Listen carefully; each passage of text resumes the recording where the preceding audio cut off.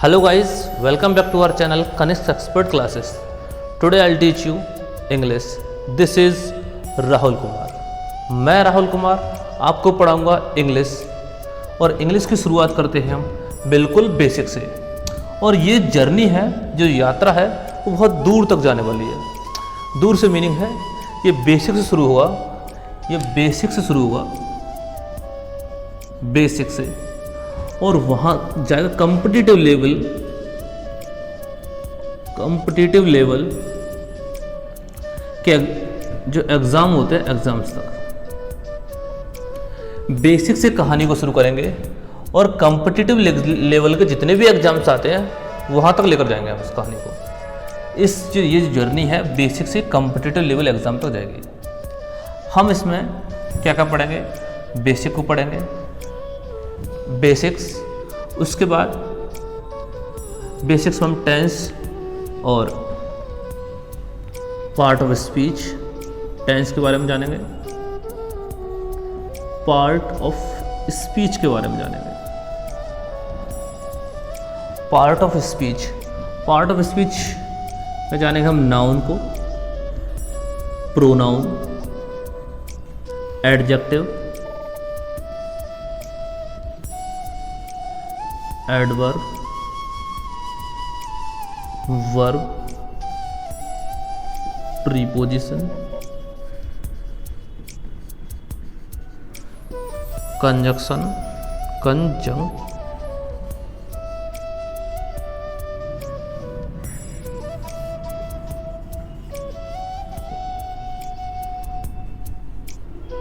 Interjection. हम पढ़ेंगे इसमें noun, pronoun, adjective, adverb, verb, preposition, conjunction और इंटरजेक्शन. इसी के साथ साथ हमें पढ़ना होगा, इन पे टाइम लगेगा कम से कम 8 से 10 घंटे पढ़ेंगे नाउन को. उसी के according pronoun, adjective, adverb, verb बड़ा टॉपिक है, कम से कम 20 घंटे पढ़ेंगे इसको. प्रीपोजिशंस, कंजक्शंस और इंटरजेक्शन छोड़ो, इंटरजेक्शन भी थोड़ा बहुत देखेंगे, ठीक है. उसके बाद हम पढ़ेंगे बीच में ही कहीं एक्टिव एंड पैसिव वॉइस, ठीक है. उसके बाद हम पढ़ेंगे, बाद में कुछ नहीं है, इसी सीरीज में पढ़ते जाएंगे कहीं पे नरेशन, जिसमें हम सीखेंगे डायरेक्ट स्पीच और इनडायरेक्ट स्पीच. ये जो सारी चीज़ें हैं उनको हम एक अलग लेवल पर ले जाएंगे, एक अच्छे लेवल पढ़ेंगे. डायरेक्ट इनडायरेक्ट, साथ साथ वोकैबुलरी चलेगी, वोकैबुलरी, जिसमें हम देखेंगे, मैं आपको अवेलेबल कराऊंगा, पीडीएफ अवेलेबल कर दूंगा, मैं ग्रुप बनाऊंगा जिसमें ये पीडीएफ पड़ी होगी वोकैबुलरी की.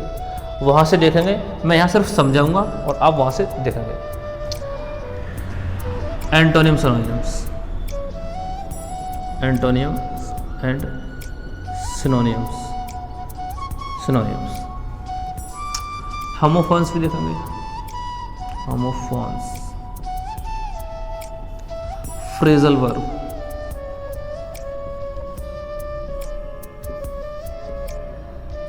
प्रोवर्ब्स और भी बहुत कुछ हम इसमें देखते चलेंगे. उसके साथ साथ हम देखेंगे जम्बल्ड सेंटेंस,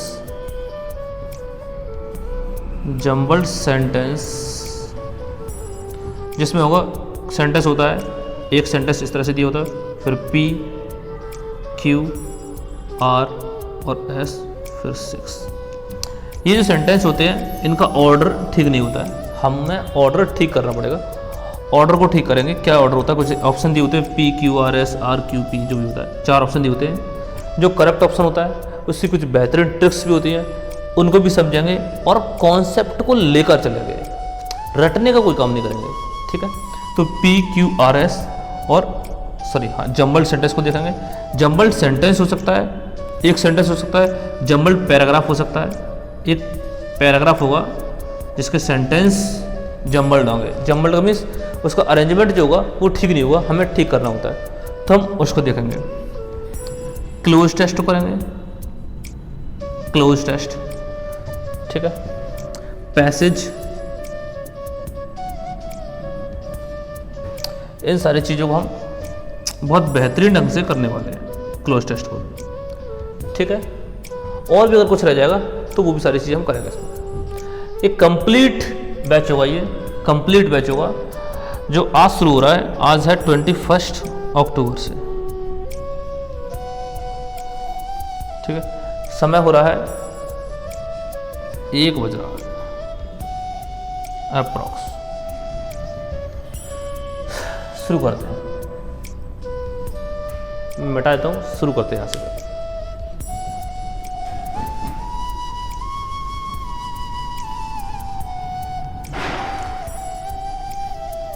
दिवाली का समय आने वाला है और ये बाहर बच्चे पटाखे चला रहे हैं।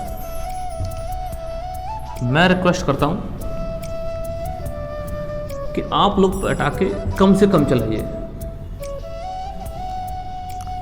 पटाखे कम से कम चलाने चाहिए, जितना हो सके पॉल्यूशन का ध्यान रखते हुए पटाखे कम चलाएंगे। इंग्लिश की शुरुआत करनी है हमें। इंग्लिश कोई सब्जेक्ट नहीं है। जो इंग्लिश को सब्जेक्ट मान के ट्रीट करेंगे वो अपने साथ धोखा कर रहे हैं। इंग्लिश एक लैंग्वेज है। क्या है? एक लैंग्वेज है इंग्लिश एक लैंग्वेज है जिसका बेसिक यूनिट अगर बात की जाए तो बेसिक यूनिट होता है लेटर। तो हमने शुरू की है जो इंग्लिश लैंग्वेज की शुरुआत वो बेसिक से शुरू की है, एक लेटर से शुरुआत की है। और अगर लेटर की बात की जाए तो लेटर कितने होते हैं? 26 लेटर होते हैं। 26 लेटर होते हैं। फिर 26 लेटर को जब अगर डिवाइड कर दिया जाए तो लेटर दो प्रकार के होते हैं। एक होता है वोवल, एक होता है कॉन्सोनेंट। वोवल 5 प्रकार के होते हैं। कितने के? जोर से बोलो। 5। कॉन्सोनेंट कितने बचे अब? 21। ठीक है, कितने बचे? 21। 5 और 21, ये वोवल और कॉन्सोनेंट। ठीक है, कौन कौन से होते हैं? ए, ई, जोर से बोलो। आई, हाँ, हाँ, ए, ई, आई, ओ, यू। ठीक है, बाकी के जो बचे हुए 21 लेटर है कौन कौन से बचे? बी, सी, डी, ई बचा। ई, एफ नहीं बचा। ई, अच्छा, ए, बी, सी, डी, ई, एफ, जी, एच, फिर आई, फिर गोल कर दिया। जे, के, एल, एम, एन, ओ, फिर गायब हो गया। P, Q, R, S, T, फिर यू गायब होते। V, W, X, Y, Z. कितने हो गए? ये जो बचे हुए हैं वो होते हैं कॉन्सोनेंट। ये जो बचे हुए हैं वो होते हैं कॉन्सोनेंट और ये हैं वोवल। उसके बाद आता है वर्ड्स को मिलाकर बनाते हैं, सॉरी लेटर्स को मिलाकर बनाते हैं वर्ड। तो क्या होता है वर्ड? अच्छा, a group of word, sorry, a group of letter, a group of letters is called word. Very good. देख लेते हैं, देखने में क्या जा रहा है। मैंने लिखा जी,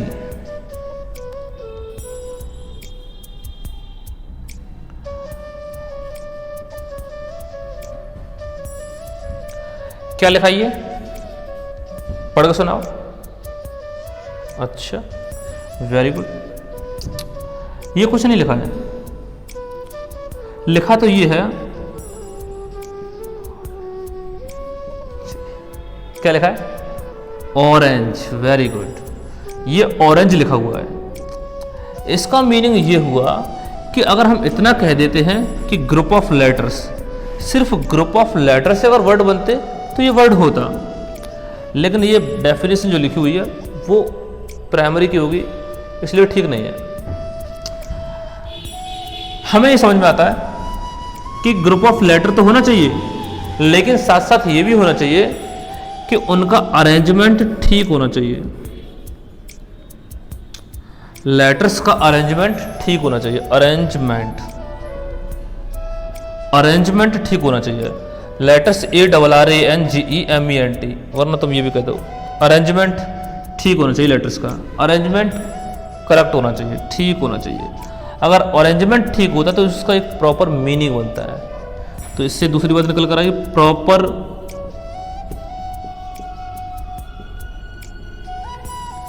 मीनिंग आना चाहिए। अगर प्रॉपर मीनिंग आता है तो वर्ड होगा, अदरवाइज वो वर्ड नहीं होगा, क्योंकि इसका कोई मीनिंग आ रहा है, इसका तो कोई मीनिंग नहीं आ रहा है। अगर मीनिंग नहीं आ रहा तो ये वर्ड नहीं है। ठीक है, एक बात और याद रखो कि उसकी कोई पार्ट ऑफ स्पीच होनी चाहिए, वर्ड की होनी ही चाहिए पार्ट ऑफ स्पीच। क्या होनी चाहिए? पार्ट ऑफ स्पीच होनी चाहिए। अब पार्ट ऑफ स्पीच क्या होती है? पार्ट ऑफ स्पीच अभी थोड़ी देर पहले हमने देखा था कि नाउन, प्रोनाउन, एडजेक्टिव ये सारे क्या होते हैं? पार्ट ऑफ स्पीच होते हैं। तो कोई भी वर्ड अगर लिखा हुआ है, जैसे लिखा हुआ मैंने द, या लिखा मैंने नॉट, कुछ भी लिख दिया मैंने ए, तो ये किसी ने 8 पार्ट ऑफ स्पीच थी, उनमें से किसी न किसी में आने चाहिए। किसी न किसी में आ रहा होगा तो ही वो वर्ड होगा, अगर किसी में नहीं आ रहा है तो वो वर्ड नहीं है। ठीक है, तो ये तो हुआ वर्ड। ठीक, उसके बाद हम यहां देखते हैं वर्ड के बाद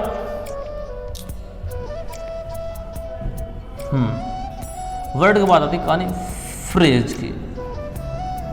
ये कुछ बेसिक टर्म्स हैं जो आगे चलकर हम इनको यूज करेंगे। वर्ड क्या होता है, लेटर्स क्या होते हैं, फ्रेज क्या होता है और क्लॉज क्या होता है, तो उन सभी बातों को हम थोड़ा सा देख लेते हैं। फ्रेज क्या होता है? हिंदी में इसका मीनिंग होता है वाक्यांश। हिंदी से जो करना चाहते हैं, वर्ड का मीनिंग होता है शब्द, फ्रेज का मीनिंग होता है वाक्यांश। हिंदी में वाक्यांश, वैसे मैं हिंदी का यूज कम ही होगा लेकिन फिर भी बता दे रहा हूँ, वाक्यांश। और जैसा कि दिखाई दे रहा है कि वाक्यांश क्या दिखाई दे रहा है? वाक्यांश। और वाक्यांश का मीन्स है वाक्य का अंश, वाक्य के अंश को बोलते हैं वाक्यांश, मीन्स फ्रेज बोलते हैं। किसी सेंटेंस का कोई पार्ट होगा, एक टुकड़ा होगा, उसका हम बोलेंगे फ्रेज। जैसे in the garden, in the garden, अब ये क्या है? ये फ्रेज है। क्या है? फ्रेज। और फ्रेज क्यों है? फ्रेज इसलिए है क्योंकि फ्रेज में हम कहते हैं अ ग्रुप ऑफ वर्ड्स होता है, ग्रुप ऑफ वर्ड्स होता है। फ्रेज में क्या होता है? ग्रुप ऑफ वर्ड्स होता है, ग्रुप ऑफ वर्ड्स होता है। लेकिन उनका अरेंजमेंट इसमें भी ठीक होना चाहिए, अरेंजमेंट ठीक होना चाहिए। द गार्डन इन नहीं होना चाहिए, इन द गार्डन होना चाहिए। उसके बाद ये होना चाहिए, ये तो इसका एग्जाम्पल है, सम मीनिंग, कुछ मीनिंग आना चाहिए उसका, कोई ना कोई मीनिंग आना चाहिए। थोड़ा बहुत, कंप्लीट मीनिंग नहीं आएगा, some meaning but not complete meaning. हाँ, मीनिंग समझ लेना, मीनिंग कुछ मीनिंग आएगा लेकिन पूरा मीनिंग नहीं आएगा। यहां लिखा है in the garden, in the garden से हमें समझ में आता है कि कुछ बात ऐसी है जो बगीचे की है, गार्डन की बात है, गार्डन के अंदर की बात है, लेकिन क्या बात है ये हमारी समझ से बाहर है। अगर समझ से बाहर है अभी तो हम इसको क्या मानेंगे? फ्रेज मानेंगे। और सबसे महत्वपूर्ण पहचान इसकी क्या है कि इसमें सब्जेक्ट नहीं होता है, और स्पेशली इसमें वर्ब, सब्जेक्ट एक बार के लिए हो भी सकता है, नहीं भी, लेकिन वर्ब नहीं होगी, वर्ब नहीं होगी निश्चित रूप से। सब्जेक्ट भी नहीं होगा, सब्जेक्ट भी नहीं होगी और वर्ब भी नहीं होगा इसमें। इन लिखा है, इन क्या है? इन क्या? प्रीपोजिशन। अच्छा, प्रीपोजिशन है, और प्रीपोजिशन के बाद ऑब्जेक्ट, तो ये ऑब्जेक्ट लिखा है। तो इसमें प्रीपोजिशन हो सकता है, कुछ भी हो सकता है, लेकिन वर्ब नहीं होगी, सब्जेक्ट नहीं होगा। जिसमें सब्जेक्ट और वर्ब नहीं होते हैं वो क्या कहलाते हैं? फ्रेज कहलाते हैं। अब एक बार रिवाइज कर लेते हैं। लेटर होते हैं 26, जिसमें से इसको हमने बांट दिया है वॉवल एंड कॉन्सोनेंट। वॉवल होते हैं 5, कॉन्सोनेंट होते हैं 21। 5 कौन कौन से होते हैं? A E I O U। Consonant कौन कौन से होते हैं? B C D F G H, बाकी जो बचे वो जेड तक। अच्छा, जेड पहले बाई बात होंगे, कोई नहीं। वर्ड क्या होता है? A group of letters is called word. हमने पढ़ा था कि ग्रुप ऑफ लेटर्स को हम कहते हैं वर्ड। लेकिन उसमें ये भी होना चाहिए कि अरेंजमेंट ठीक होनी चाहिए। अगर अरेंजमेंट ठीक नहीं हुआ तो मीनिंग कुछ ये निकल कर आएगा। एक एग्जांपल से देख लो, कोई मीनिंग नहीं निकल रहा है। अगर कोई मीनिंग नहीं निकल रहा है तो वो क्या होगा, ऑरेंज होगा, गलत हो गया। अरेंजमेंट जब ठीक करते हैं तो क्या आता है, ऑरेंज, और जिसका एक मीनिंग निकलता है, ठीक है। उसके बाद वर्ड का कोई प्रॉपर मीनिंग आना चाहिए, वर्ड का कोई प्रॉपर मीनिंग आना चाहिए। तो ये होगा वर्ड का प्रॉपर मीनिंग, ऑरेंज। ऑरेंज में क्या होता है, जानते सभी क्या होता है। अच्छा, फिर वर्ड की कोई पार्ट ऑफ स्पीच आनी चाहिए, वर्ड की कोई पार्ट ऑफ स्पीच आनी चाहिए। अगर पार्ट ऑफ स्पीच आती है तो वर्ड होगा। पार्ट ऑफ स्पीच कितने थे, noun pronoun, 8 part of speech होते हैं। कौन कौन से, मेरे साथ बोलो, नाउन, दूसरा प्रोनाउन, तीसरा क्या, एडजेक्टिव, एडवर्ब, वर्ब, प्रीपोजिशंस, हाँ, कंजक्शन और इंटरजेक्शन। तो किसी ना किसी में ये आना चाहिए पार्ट ऑफ वर्ड किसी पार्ट ऑफ स्पीच में आना चाहिए, तभी वर्ड कहलाएगा। उसके बाद हमने पढ़ा फ्रेज। फ्रेज होता है ग्रुप ऑफ वर्ड्स, वर्ड्स के समूह को, ग्रुप को हम फ्रेज बोलते हैं। लेकिन उसकी भी कुछ शर्तें हैं। क्या शर्त है, उसकी शर्त है कि अरेंजमेंट वर्ड्स का ठीक होना चाहिए। ये तो विशेष शर्त है, हर किसी के साथ चलेगी, अरेंजमेंट ठीक होना ही चाहिए। तो इन, जैसे एग्जांपल है इन द गार्डन इन नहीं होगा, इन द गार्डन होगा। उसके बाद सम मीनिंग आना चाहिए, कुछ मीनिंग आना चाहिए, लेकिन हो सकता है बट नॉट कंप्लीट मीनिंग, लेकिन पूरा मीनिंग नहीं निकलेगा, थोड़ा सा मीनिंग निकलेगा। जैसे इन द गार्डन, इससे हमें समझ में आता है कि कोई बात है जो गार्डन की है, लेकिन ये समझ में नहीं आता बात क्या है, ठीक है। उसके बाद सबसे इंपॉर्टेंट है कि उसमें सब्जेक्ट और वर्ब नहीं होंगे, फ्रेज में सब्जेक्ट और वर्ब नहीं होते हैं। उसके बाद देखते हैं, इसके बाद आता है क्लॉज। क्लॉज की बात करते हैं, मिटा देता हूं इसको। क्लॉज,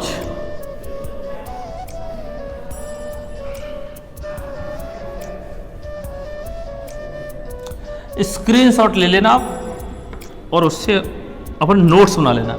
ध्यान रखोगे, नोट्स जरूर बनाओगे। विदाउट नोट्स की चीज़ें बहुत ही खराब हो सकती हैं, बाद में आपको पछताना पड़े, बाद में दोबारा से वीडियो देखनी पड़े, फिर देखनी पड़े, लेकिन बिना नोट्स के रिवीजन नहीं कर पाओगे। जो रिवीजन तुम नोट्स से करोगे वो उससे नहीं कर पाओगे। और जो चीज़ एक बार लिख लेते हैं ना तो वो लंबे समय तक रुकती है, और जो चीज़ लिखते नहीं है वो अभी सुनोगे, थोड़ी देर बाद भूल जाओगे। तो हम करने वाले हैं क्लॉज। ये क्लॉज, ये क्लोज नहीं है, क्लोज नहीं है, ये क्लॉज है। क्या ये क्लॉज। अब क्लॉज क्या होता है, क्लॉज होता है ये भी ग्रुप ऑफ वर्ड्स होता है, ग्रुप ऑफ वर्ड्स होता है। लेकिन किंतु परंतु बंधु क्या होता है, इसमें सब्जेक्ट होगा। ये एक दूसरे के फ्रेज और क्लॉज एक दूसरे का अपोजिट होते हैं। सब्जेक्ट होगा, वर्ब होगी, सब्जेक्ट होगा, वर्ब होगी। जैसे शी said that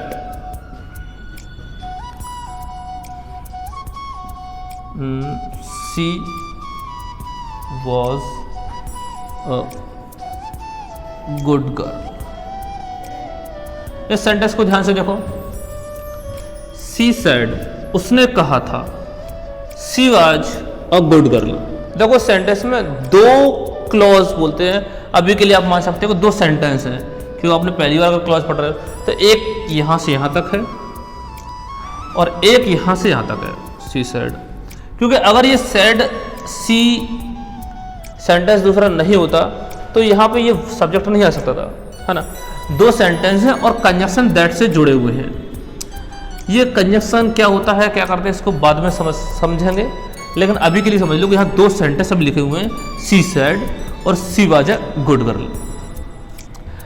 अब इस सेंटेंस को देखो तो ये इसमें क्या है, अपनी एक वर्ब है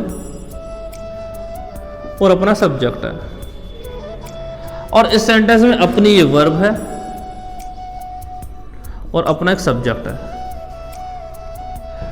तो एक्चुअल में क्या है कि इसी को हम क्या बोलते हैं, क्लॉज। क्लॉज दो तरह की होती है, एक डिपेंडेंट क्लॉज होती है, एक इंडिपेंडेंट क्लॉज होती है। ये भी क्लॉज है, लेकिन ये वाली क्लॉज इसको हम बोलते हैं डिपेंडेंट क्लॉज।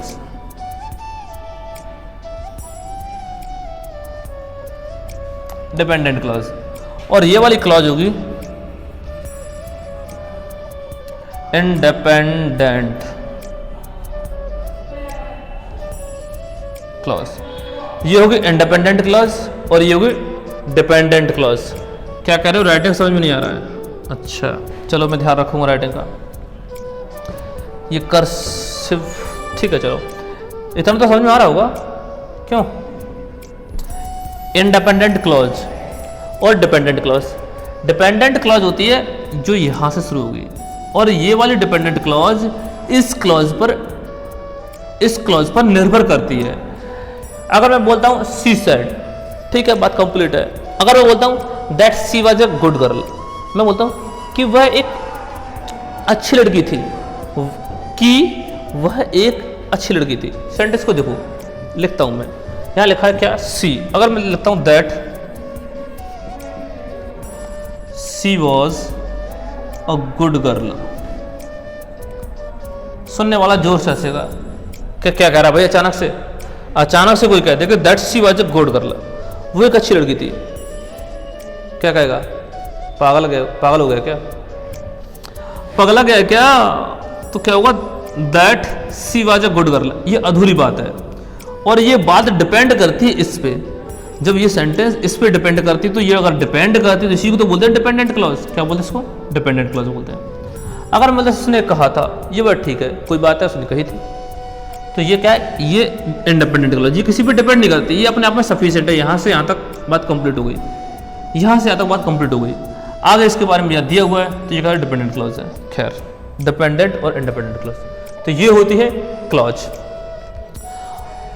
हाँ, ये क्या है, यहाँ पे फुल स्टॉप है। फिर सेंटेंस क्या है? अगर मैं यहाँ पे लिखता हूँ सेंटेंस, ये हो गया पहले फ्रेज, फिर क्लॉज, फिर उसके बाद देखेंगे उसके बाद देखेंगे सेंटेंस। चलो मैं इसको मिटा देता हूँ, इसको शुरू करता हूँ। सेंटेंस की कहानी शुरू करने से पहले ठीक है, सेंटेंस को शुरू करेंगे। क्लॉज को मिटा देता हूँ। क्लॉज में हमने पढ़ा ग्रुप ऑफ वर्ड्स होता है, इसमें एक सब्जेक्ट होता है, इसमें एक वर्ब होती है, और फ्रेज में हमने पढ़ा था कि इसमें सब्जेक्ट और वर्ब नहीं होती है। सेंटेंस में मीनिंग कंप्लीट हो भी सकता है, और उसमें क्लॉज में मीनिंग कंप्लीट हो भी सकता है और नहीं भी हो सकता है। लेकिन फ्रेज में मीनिंग कंप्लीट नहीं होगा, फ्रेज में मीनिंग अधूरा होगा। सम सेंस निकलेगा, सम मीनिंग निकलेगा, लेकिन कंप्लीट मीनिंग नहीं निकलेगा। और इसमें क्लॉज वाले सेंटेंस में मीनिंग कंप्लीट हो भी सकता है, नहीं भी हो सकता है। उसके बाद की कहानी आगे क्या कहती है, उसको समझते हैं। आगे देखते हैं क्या लिखा हुआ है। सेंटेंस क्या होते हैं उसके बारे में बात करते हैं। सेंटेंस की बात करते हैं तो सेंटेंस होता है अ ग्रुप ऑफ ये भी वर्ड्स होता है, a group of word which makes writing complete sense. एक ऐसा ग्रुप वर्ड का, शब्दों का ऐसा समूह, वर्ड्स का ऐसा समूह जो कंप्लीट सेंस देता है, कंप्लीट मीनिंग देता है, उसको हम क्या कहते हैं? उसी को तो सेंटेंस कहते हैं। उसी को क्या कहते हैं? सेंटेंस कहते हैं। अब उसी को क्लॉज भी कहते थे, उसको सेंटेंस भी कहते हैं। तो एक सेंटेंस, इधर लिख रहा हूं मैं क्लॉज, इधर लिखा हुआ सेंटेंस, यहां लिखता हूं सेंटेंस। एक क्लॉज सेंटेंस हो सकता है, एक क्लॉज सेंटेंस हो सकता है, और सेंटेंस क्लॉज तो होगा। एक सेंटेंस क्लॉज तो होगा, लेकिन जरूरी नहीं है। हाँ, मेरा कहने का मतलब एक सेंटेंस क्लॉज होगा, लेकिन हर क्लॉज सेंटेंस हो ये पूरा सेंटेंस हो ये जरूरी नहीं है।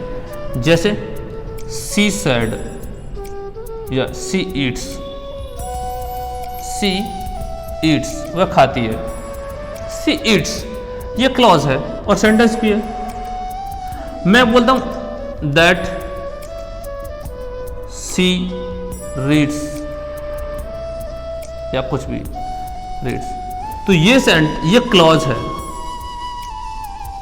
ये क्लॉज तो है लेकिन सेंटेंस नहीं है, लेकिन सेंटेंस नहीं है। सेंटेंस कब होगा? जब इसका पूरा कंप्लीट मीनिंग निकलेगा।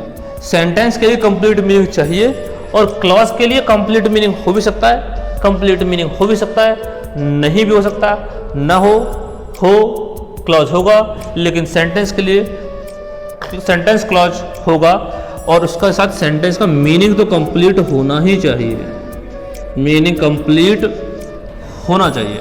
उसके बाद हम देखते हैं सेंटेंस के parts.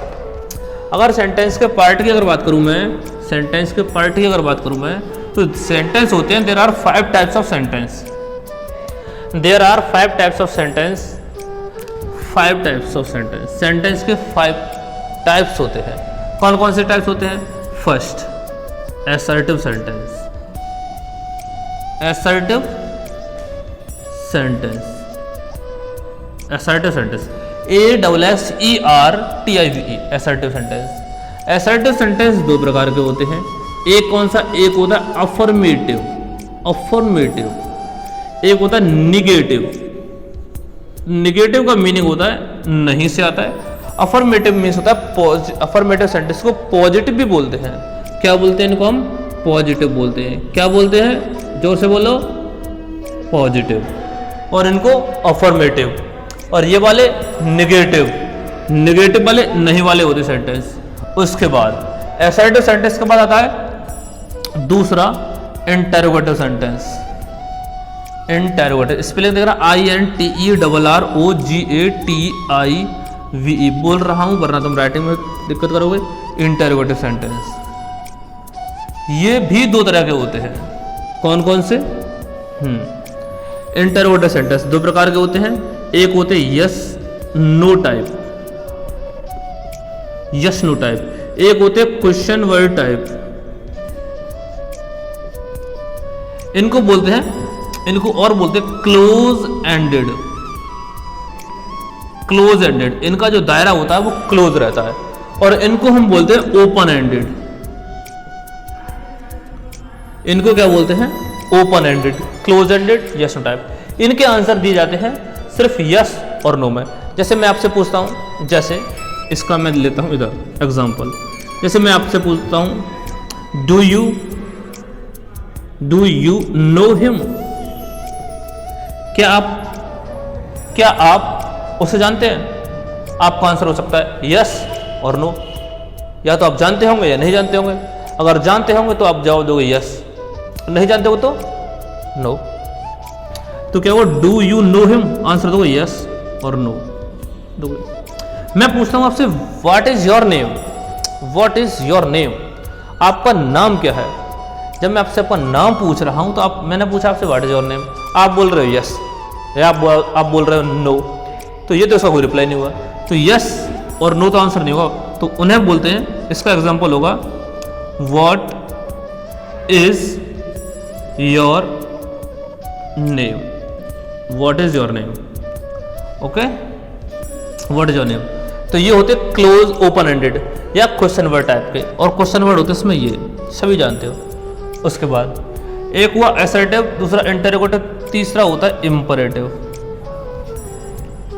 Imperative, imperative sentence, imperative sentence VE लिखा हुआ है ये इंपरेटिव सेंटेंस। इंपरेटिव सेंटेंस दो प्रकार के होते हैं, इसमें भी होते हैं पॉजिटिव और नेगेटिव।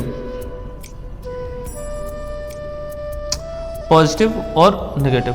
पॉजिटिव सेंटेंस होते हैं वो सेंटेंस जो V1 से स्टार्ट होते हैं, और ये सेंटेंस डू नॉट से स्टार्ट होते हैं, या फिर ये नेवर से स्टार्ट हो सकते हैं, नेवर से स्टार्ट हो सकते हैं। एक सेंटेंस और होता है इंपरेटिव में, जिसको हम बोलते हैं लेट वाले सेंटेंस होते हैं, जिसमें हम सजेशन देते हैं। जिनको लेट वाले सेंटेंस होते हैं, लेट्स का ध्यान रखना, लेट वाले सेंटेंस है ये, ठीक है। इम्परेटिव सेंटेंस होते हैं वो। उसके बाद असर्टिव, इंटरोगेटिव, इम्परेटिव, फोर्थ आता है जिसको हम बोलते हैं एक्सक्लेमेटरी।